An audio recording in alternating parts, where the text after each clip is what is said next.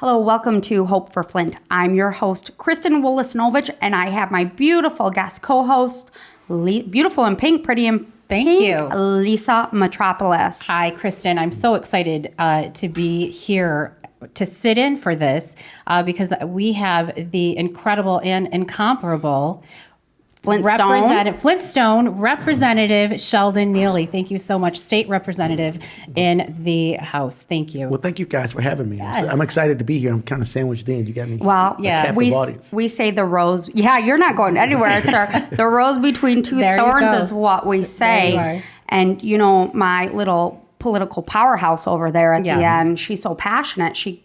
She's excited. You've taught me a lot. I'm so excited, and I know I've reached out to your camp, and your staff has been incredibly gracious, as have you. So thank you. We know you're. Yeah. Well, they're We not know gonna you're get a busy. raise because schedule. of- Thank Look, you. now he's got to make a call after the interview. Thanks, Lisa. Thank you. But we do know your schedule is hectic. And like Lisa said, Flintstone, born and raised, huh? Yes. Tell us a little bit about growing up in the city. Well, it's great. I'm a Generation Xer. So I Yeah. grew up in my teenage years was really in the mid '80s, mid to late '80s, and that's when crack cocaine really hit Yeah. the inner city areas. Yeah. And so, for like thinking individuals as myself, we kind of banded together to cause a positive peer pressure group. So Oh, wow. instead of negative peer pressure, as you always hear about peer Of pressure course, being yeah, negative. right. Yeah. So me and my roommates, my college roommates, but before that, high school friends and Yeah. athletes. So we got a group. We called them the International Club. We used to give dances and parties. That's great. Yeah, it was really great growing up here in Flint. We had 4 tremendous high schools, very competitive. We had Northwestern, we had Central, we had Southwestern, and then Northern, Big Red. I will tell you, I'm a product of 2 Northwestern Wildcats. Oh, Both my parents went to Northwestern. Go green, go white. Yes. So I know. It was a great time. My Right. whole family's from Flint. Right. And my dad tells stories about the city and how robust. I mean, I was down here all the time, but even the athletic leagues and the inner city leagues, Yeah. it was really powerful. It was a great time to be in the city. right. You right. went to Flint Northern. You went Yep. to high school at Flint Northern, and then you went on to First Delta College, correct? So you went a little north, and you decided to stay there for your training, for your college training. Tell us about that time in your life. Well, me and a couple of friends, we're athletes in high school. And we Yeah. went on to a junior college. Delta College actually had dormitories, so we were able to Right. stay there Yeah. on campus. And then we went over after finishing at Delta. We went over to Saginaw Valley and continued our education. And in my junior year in college, I met this beautiful lady. Yeah. She was from the state of Arkansas. I met her when she was 18 and I was 19, and now we sit here 29 years later. She's my Wow. wife, She is beautiful. She is You beautiful. married up. I did. Cynthia. You married is out of your gorgeous. league. Yes. Right. Where in Arkansas is she from? A little town called Star City. It's about as big as a city block, but it's she's gonna get me later for saying that. But it's a very small town. Is it near Bentonville or a Little Rock or kind of in that vicinity? Well, everything's in the vicinity when you're so small. That's right. So, Right. so, but she's a great. Sorry, person. Cynthia. Yeah, a great wife. She compliments me, and I love her to death. And Yeah. I think she likes me just a little bit. But my junior year in college, I got a job at WJRT TV 12. Love Right. it. Right. Yep. And I commuted that last year. Fell in love, and so they paid me pretty well.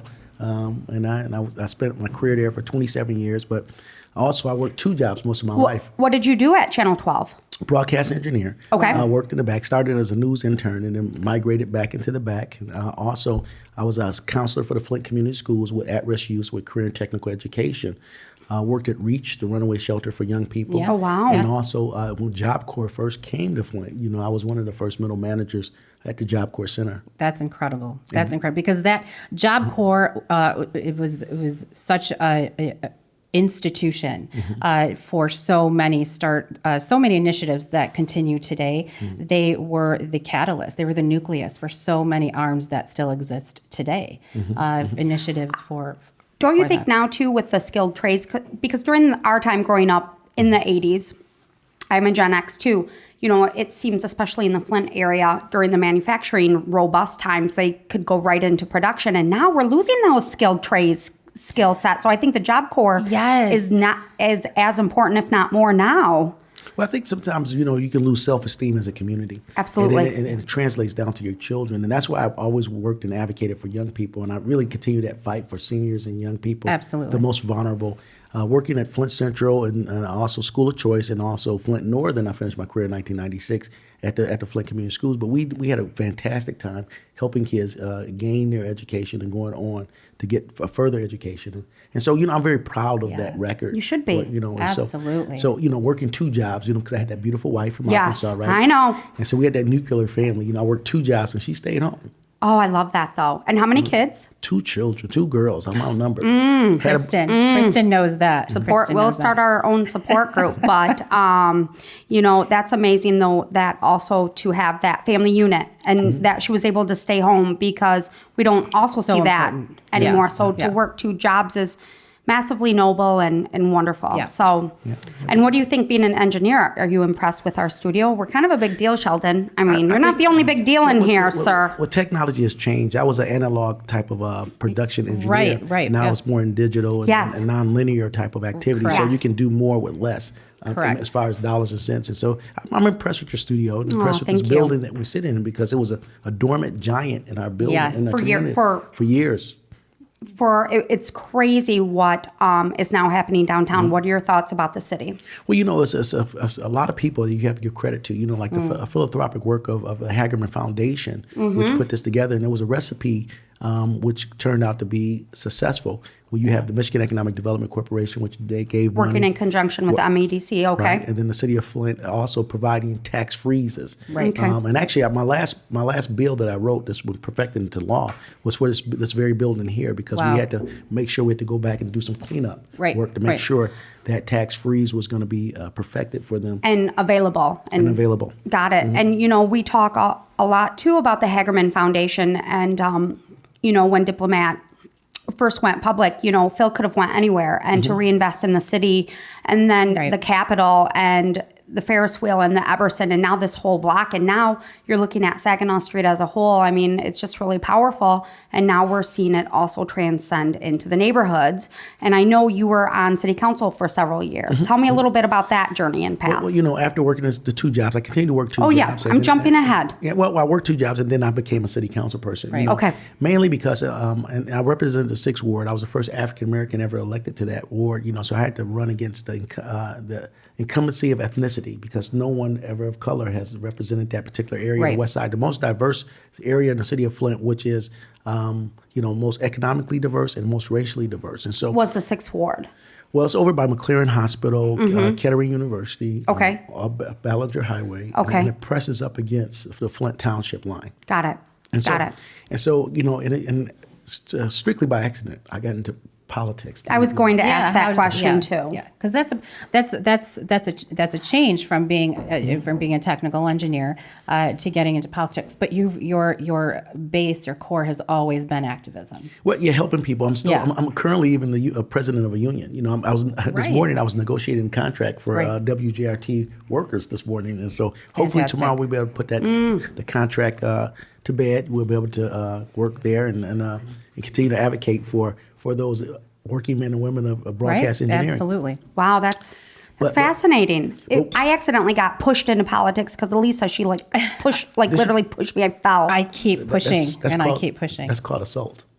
Thank you. And I wrote domestic violence Thank you. laws for that. Okay. We can fix that. And Thank you. that is something so dear to our hearts is the initiatives that you have provided and pushed forward for women's rights in the state of Michigan. Absolutely. And one of the biggest being the domestic violence laws that you have continued to push for. It's ongoing, but you have made some incredible strides in that area. One of the biggest crimes that can be happening or assault is it's a debilitating type of activity when you have a person that loves you and they beat you, and it's an embarrassing event, and people don't know how to escape it. They don't know how to get out of it. Right. And so we created laws that's been statewide, and it helps people Right. escape that type of domestic abuse, and it's really debilitating. Why that core value for you, just out of curiosity? I mean, I know you covered the gamut in terms of activism, but why specifically domestic violence? Well, yeah, I'm a husband to a beautiful wife. I'm a father to 2 beautiful women. They were women now. So when we talk about fighting for the most vulnerable, we have to really advocate. The strong has to advocate for that. I'm a strong man of faith. And so we use our strength for people that don't have a lot of strength. And so it's a mission. It's a life mission. I know the Y Downtown has been a huge advocacy in Safe House for women, and they provide free services, free counseling, and to be able to kind of open that up as well will be wonderful. So love to have more dialogue with you on this. So City Council, how long were you a council member? 9 years. I became a council person because of the home I bought. Was next to a vacant house. Okay. It wasn't vacant all the time, but it was intermittently vacant because, 50% of the residents inside the city of Flint are renters. So this What is the number again? One more time? About 50% Okay. or better. Right. And so we kept having different type of transient tenants in this particular house. And my daughters were very young at the time. Yes. My wife was Scary. very young. And so, with the drug trafficking in communities, and what happens is that during that particular time, cell phones were starting to become more prevalent. And so what sometimes the dealers would do, they would find a vacant home, and they would sit on a porch, especially if the home looked like it was occupied. Got it. So I used to cut the grass for that vacant home, and so to make my property better. Yeah. And so many times I would call the council person that was serving the 6th Ward at that time, and we had a relationship. I thought we had a friendly relationship because when I worked at Flint Central, he worked for a government official, and I used to communicate with him on behalf of children. Sure. So you had a connection and a relationship. I thought you thought you did. Okay. We did. And I kept calling, and the individual never called back. And I finally made my mind up, and I says, well, don't worry about calling me back, because the next time you call back, you'll be calling me council person. Wow. And that was a Z formation right there. That was mic drop right there. Yeah. Yep. Wow. So that's what you became passionate about, and it all started with that situation. Well, advocacy. When you talk about quality of life for families, sometimes quality of life could be just the house next door to you. Being, if it's maintained, it gives you a better quality of life. Right. When you know your family's going to be safe when you go out to take out some trash or Yes. go in the backyard to go on a swing set. Knowing your family's safe and where you live, it improves the quality of your life. But it was during a time, too, where crime, fires, things were very unsettled in the city. Right. And that's where the advocacy of residents in the community has to come aboard, because if everybody takes care of what's there in front of them, right, it makes the whole area, because it can be infectious, it can be contagious. That's right. In communities. And so if we all did it together and worked together and advocated and fought together, we can change the whole dynamic and the whole outcome of our whole community. And that's one of the biggest ways to do that. When you see a need and it's not getting done in your own backyard, literally in your own backyard, and it's not getting done, you decided. You decided yourself right then and there. You were going to take care of it, and you were going to make it happen, and you've continued to make things happen. Right. I remember at that time, I didn't have we didn't have a lot of money, right? Right. But we had a lot of love, and so Yeah. I tried to make a bargain with God. I said, God, I'm going to advocate, because the requirements of church and the tenets of my faith, we have to subscribe to giving 10% of our income. Right? That's right. It's called tithes and That's offering. right. Yes, And I that's tried to be cute and coy with God. I said, you know what, God, how about I give you 5%, but I'm going to do a lot of advocacy work. And see, he tricked me, kind of thing. He said, Look, okay. because you're a broker for a living. You knew back then. You're like, look, Jesus, I got to talk to you for a second. Right. And so I used to cut all the grass of all the senior citizens in the neighborhood. So that was kind of my advocacy, and then so it grew. So I'm still fulfilling my commitment, but I'm actually I'm up. I think we're paying. My wife has a checkbook, so she writes the checks. Well, Back you're a at smart 10%. man. Right. You are a 10%. smart man. Well, and I have to say too, the advocacy and the activism, it sounds like it's been innate since you were young. It's something that you were wired with. So to see kind of your journey and your path, while some of it was very haphazard, you listen to people who say, I knew I was going into politics. I knew I was doing this. Oh, yeah. They have this kind of, these blinders on, where it sounds like your journey has kind of happened because of your advocacy and activism that is just within you. Right. It's been fulfilling for me too. It's a labor of love. It truly is. I really love my community. I love being here, and I love helping people. That's an addiction, helping people, and I really feel it for especially when you work with children. Yes. And even this week I have this will be our 16th annual Harvest Fest for children, 16th annual. Where is it? Well, I have it at 2 locations now. One is at Bethel United Methodist Church. Yes, and, yes. and the other is at the Flint Development Center, where I have the new library there. Yes, so, we're going to talk about that. And so, yeah, but it's great. You know, when you give kids something new and something great, you know, the smiles on their faces, you know, it energizes everybody. And it installs hope back into the body of a community, or faith back into the body of a person. When you look at the help that you can provide, and there's a lot of collateral damage that's been done by this water crisis. People don't know and don't really look at the rippling effect of what the crisis has caused. Possibly long term, you know, we don't know. Yeah. The data We've talked about the science that and the quite a data, bit. right? Yeah. Right. Well, you know, children now in the city of Flint, some of them are their first sets of teeth are coming in with cavities. Because, you know, some of the being Gen Xers, you know, we drank tap water. We had the dental health and the hygiene of fluoridated water. That's right. We did, to help us, right? Now kids 4 years old or 5 years old don't even know what it is like to drink out of a tap, right? Bottled water doesn't come fluoridated. Right. And so I use all the engagements that I have for Easter, for God is Real Christmas that I do, or the Harvest Fest. We give children a brand new bottle of toothpaste and a brand new toothbrush. And it's fluoridated toothpaste. And then we give a little pamphlet out as well to the parents that says, when you buy your Colgate, Aquafresh, or Crest, take 2 more steps down and get your child the fluoridated toothpaste so you can help out with their dental hygiene as well as their dental health. And so, and parents don't realize that sometimes. And No, they don't. Until we inform them. Right. Well, the information has to be there. Yeah. The millennials and these young people who are now new parents, they aren't aware that the fluoride, I mean, it's a whole different shift. Zach, our producer, shaking his head, and he's super smart. And he's very smart, and he has young children. But still, he didn't and know. He's a millennial. Well, yeah. we always knew it had fluoride in it. We And always knew we had to have that. Yeah. The same with iron in the salt as well, too. Because they buy now a lot of the, what's a salt that it's not the iodized salt, which is good, you know, for everything. Right, So, right. I'm going to agree with you, but I'm not a chemist. Yes. So you have there's several things you've done, Representative Neely, and I just wanted to touch on a couple of them. You have been a part of the initiative and spearhead initiative for free Wi-Fi in and around. Tell us where people receive that. It's down a poverty corridor of Genesee County. You have the North ML King and North Saginaw Street, and so internet is very expensive. It's expensive and it's important. Yeah, Comcast has a monopoly agreement with this community. Can I say I don't like them? You can. Yeah. I don't like them. It's a podcast. It's can a say- wild, wild west. You can even swear, but I know you won't. I won't swear, but I don't like them. I don't swear. But I don't like them for what they do. It's a monopoly on a very poor community, and they generate a lot of revenue from this community. And one of the things that they signed these very long agreements, and that's the unit of government. And they had a 15-year agreement. When I was on city council, wasn't voted upon by me, but it was in place when I got there. We sued Comcast for a settlement agreement for not fulfilling all the obligations to the local franchise agreement. When I got to the state, they have a Public Act 480, which is a statewide franchise agreement. And so I was really trying to advocate once the agreement was expired here in the city of Flint. When it did expire, I was already at the state asking not to sign another agreement with Comcast because we wanted to provide some level of rate relief for residents. But they signed another 10-year agreement.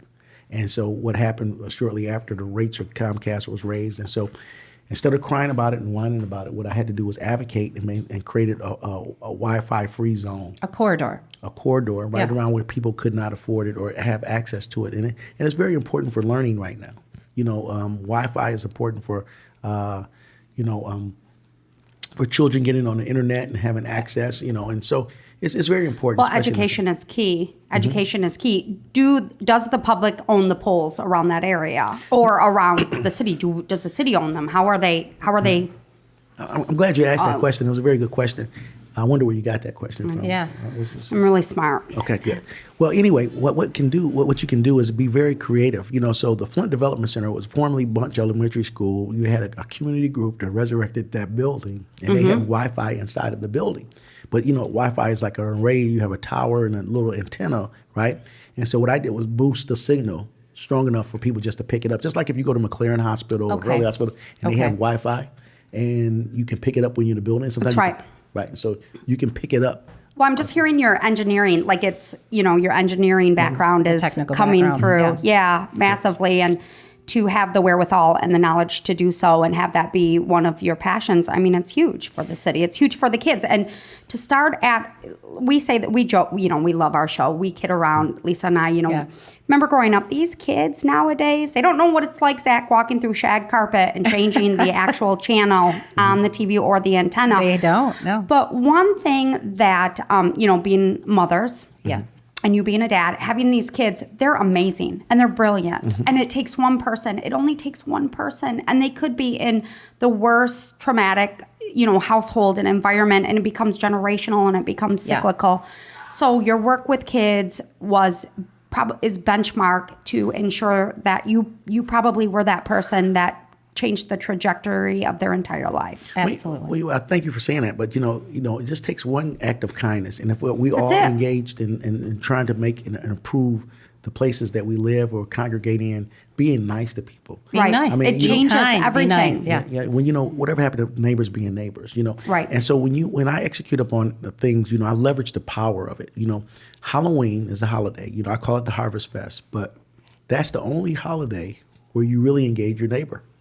When you knock on a door and say trick or treat. Yeah. And so you have some tipping point neighborhoods, right? You can look at the vitality of a neighborhood, whether the neighborhood is up or down based upon the level of activity in that neighborhood when you have children, right? Right. So in the city of Flint, 16 years ago, when I decided to start, having Harvest Fest right now in that poverty corridor in those areas, I said, okay, the psychology behind this is because when my children were little, my wife would say, well, we don't know if it's really safe enough for our children to go door to door in this area to knock on doors. And especially coming from Arkansas as well, because you moved her to your hometown. She kind of knew I was here and she came to find me. Oh, right. Right. I'm going to stick up for her. Okay, all right. But I will tell you that, but honestly, with the crime rate and the national perception of the city, I'm sure there was probably some concern. So yeah, but what does it do to the psychology of a child when your parents take you out of the neighborhood and where you live and said that you don't have anything good in your neighborhood, so we're going to take you to another community just to have something good? Which happens often. I'm going to jump in a little bit on this. Mm-hmm.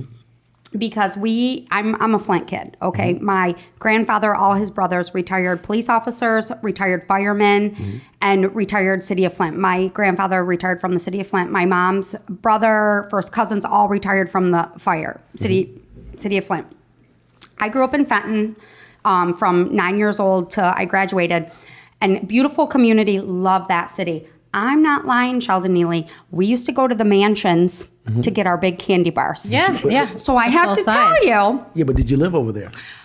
No, but we should have lived there. But I'm just saying. So your But what I'm parents- saying is, I get what you're saying. I'm kidding around. I'm jesting a little bit, but we knew where the big candy bars were. But I will say, when it becomes a safety hazard, right? There's one thing when there's no lights and no lights are turned on, and you're in a blight area, versus just maybe a modern, I can tell you right now, the best candy in Genesee County. Where? Is at the Fenton. Harvest Fest. Harvest Fest. The Harvest Fest, the 16th annual Harvest Fest is going to be at Bethel United Methodist Church and the Flint Development Center. We make those holidays beautiful for those children so they can say that in my neighborhood where I live, I value my community much better because I get great things and great value in my own neighborhood. Love that. And they don't have to leave their neighborhood. That's right. They don't can have stay to get in home. a car and drive and drive to other neighborhoods, which is so important. I have people right now packing candy. We're probably going to pack maybe 2,000 bags of candy with the toothbrushes and the toothpaste.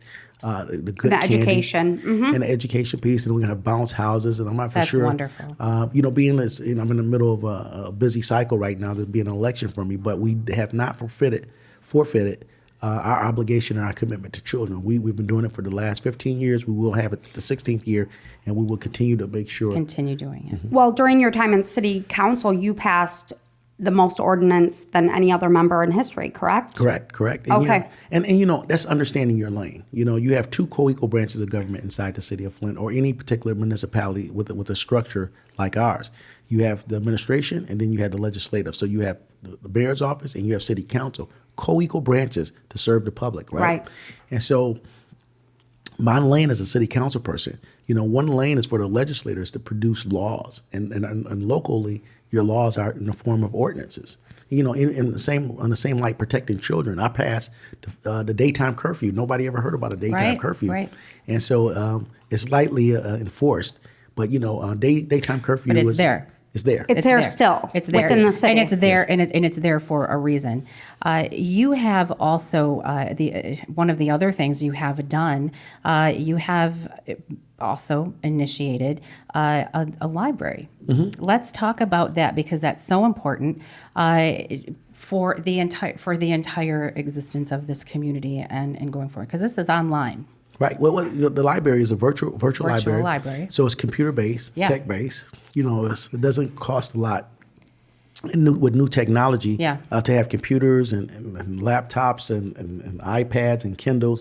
And so we came up with the concept because we had to provide new opportunities for literacy for children. Right. And so we have new pathways to learning.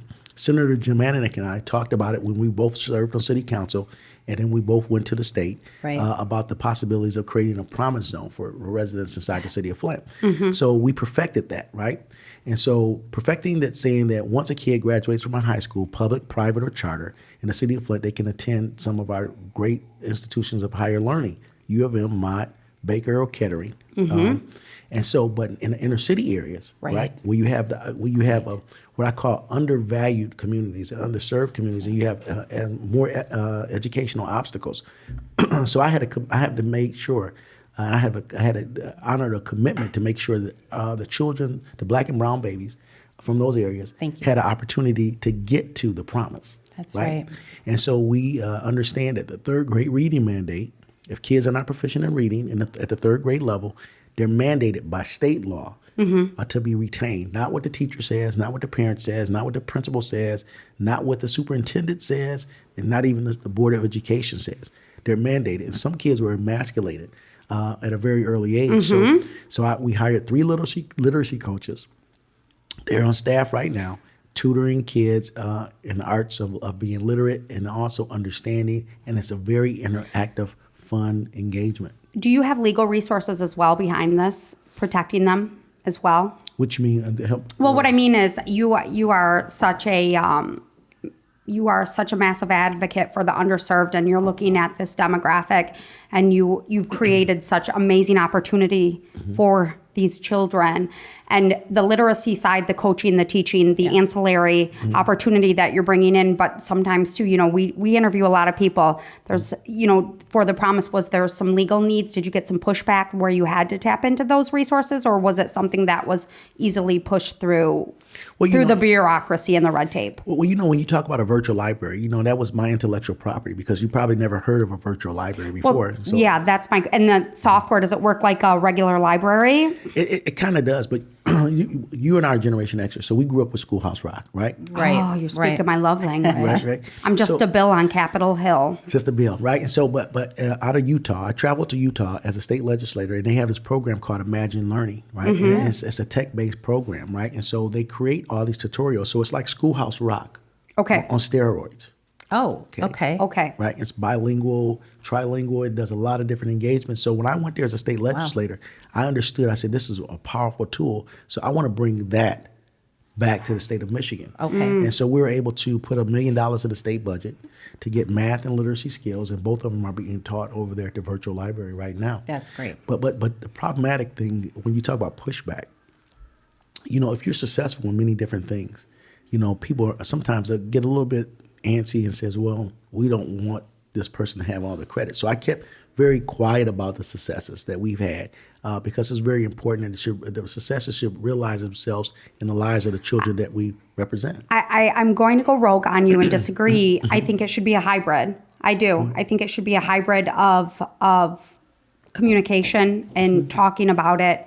And then, like you said, the success will breed itself. I mean, the cream always rises regardless. Yeah, right. So the success will come. But I think it's a hybrid, too, of education and communication and, spreading the word. Yeah, absolutely. Sure. But I'm telling you, this community in Flint can be very cannibalistic, to say the very least. And we see that all the time, right? We see that all the time. And so you can watch currently now the infighting that goes on and the lack of progress because of the fighting.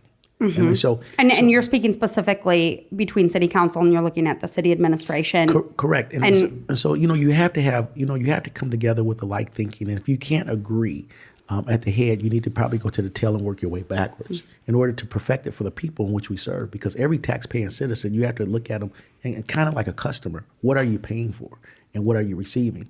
I can guarantee you that if you went to the Macy's right now, and like this fabulous blouse you wear. Fabulous. Fabulous is fabulous. Thank you. And so your wife's right there, so Right, it's good. right, We're right. good. She's beautiful. and you saw it on the rack, and then you went to purchase it, right? Yes. And then when you went to the register, they just gave you a piece of material, and you said, "Hold a second, that's not the blouse." They said, "No, go home and perfect it." You say, "Well, that's not what I'm paying for." That's not my job. That's not your job, right? And so when we look at taxpaying citizens, and they pay a high premium here in this community and other communities like this around the country, so we have to provide them a service, and then we have to have like thinkers to be able to do so without any stress, any controversy or division. We should be able to come together. It says we need to serve our community strongly. Is that realistic, though? I mean, Yes. across the board. Yes. It is? How long were you in the House for? How long were you at the state level? Well, I'm Still. currently. You're see? Current state representative. That's why I need Lisa. Yeah. okay. On my, like you need Cynthia, I Right. need Lisa. And that's what you continue to do is you continue to move those Initiatives. Right. forward. You continue to do that because that's what you have been doing in the State House. And you've been working with people all across the board. Like you said, you've been Correct. working with Senator Ananek heavily. And I know that the both of you have pounded the pavement so hard for the city of Flint at the state level, which which concludes into federal help too. Well, when we talk about like thinkers, like on city Yeah. council passing the most ordinance, I could not do so by myself. I had Right. to have 4 other council people Sure. of like thinking to perfect it into an ordinance. Okay. Correct? Right. And so, whether we got agreed or not on many different issues, we came together to agree on the merit level of Right. every particular issue that For the we- greater good. For the greater good. Okay. And on the state level, when I was elected as a Democrat, I served in a super minority. 63 Republicans on the other side and That's right. 27 Democrats, right? In order to get a law passed in the state of Michigan with a Republican House, Republican Senate, and a Republican governor, You had to have some skills. I had to have some ability to be That's able to right. do so. And so, in doing so, we're proud of our record, and we stand on our record fully. That is, I'm very aware of those numbers, and that isn't just a skill set like Kristen says. It's innate in you, which has been innate in you from the very beginning. To be able to have that communication, those conversations with people in the political realm, you have to get personal. Well, and in talking about also where you were battling numbers in terms of party, but also you were head of the Black Caucus. Tell us about that role as well. Still currently the head of the Black Caucus from my first term to my third term. So, and that's unheard of when you have a 3-term leader that's elected by your colleagues, and I Right. call them enhanced citizens because they're citizens elected by other citizens. So they have a special skill set themselves in understanding what goes on. And it's being a legislative Black Caucus. Most members in the Senate and the House of color comes from the city of Detroit, and I'm from Flint, right? And That's right. And so usually, so it's an anomaly. Well, I was going to say, do they see you as a sister city, or how is that? Or is it the antithesis? Well, I would like to think they saw something in me that said that he can lead. That's And so hopefully, but it was problematic. But one of the first things that I did when I became the chairperson is I opened up the Black Caucus to every member of color, whether you're Hispanic, whether you're Asian, because it's a few numbers, but communities of color. If you represented a yes. community of color, so I included all other nationalities into the Black Caucus. And, I love that. And so we were able to do some different things. And so, and I had a lot of children come there. I was a lot of children. I had a lot of field trips, one every other week. And so let me drink this because you can talk. well. I will tell you right now, we're running out of time, but what a great interview! This has been really educational, and I'm going to talk to Zach right now. I'm like the pink elephant in the room because I'm with, you don't know this, Sheldon, but Lisa was just named one of top 25 Latinx in the state of Michigan. Thank you. Yeah. And That's great. your success Congratulations. too, Thank you. both of you, really, this is a wonderful interview for me to be a part of. So thank you so much. I did want to tell you what the kids coming there to the Capitol, and I'll make it just real Yeah. quickly, that we were able to spearhead and have the first African American portrait placed into the Capitol. Oh, wow. And we're working on the first Hispanic now. You and I had this conversation Right, beforehand, Wow. Talking about communities of color. Thank you for what you're doing. That's for all great. Communities of color. And I think moving forward, both of your work too within the city, I see future collaboration, and I see you both doing really great things for being a big voice for both those, for everyone, the underserved, but for the Latinx community and for the African American, and really of all color, to be honest. It's one community. That's One it. community. That's all it is. That's all it is. Well, so you're finishing out, and we know there's a big campaign. So our big, message here on Hope for Flint is make sure you get out and vote. You exercise your right to vote November 5th. Lisa Metropolis, anything you want to add? This has been pretty fascinating. Yeah. This is pretty big again. Representative Neely, I just want to say thank you so much for everything that you have continued to do at the state level in the House of Representatives. I know a lot of your work, and I know a lot of people that are very positively affected by it. So thank you. Thank you. Well, thank you. Thank you for the work that you do, and thank you for this great interview. I love the set. Well, thank you. And now that I'm living in the city, right? I'm in the 7th Ward. So now I know who to call, and now I know what to do. I'm calling Sheldon Neely. That's right. Give me a call. Thank you so much. And to your beautiful wife, Cynthia, who actually is here with you today. And thank you for all your hard work. You definitely, Sheldon Neely, are hope for Flint. Thank you.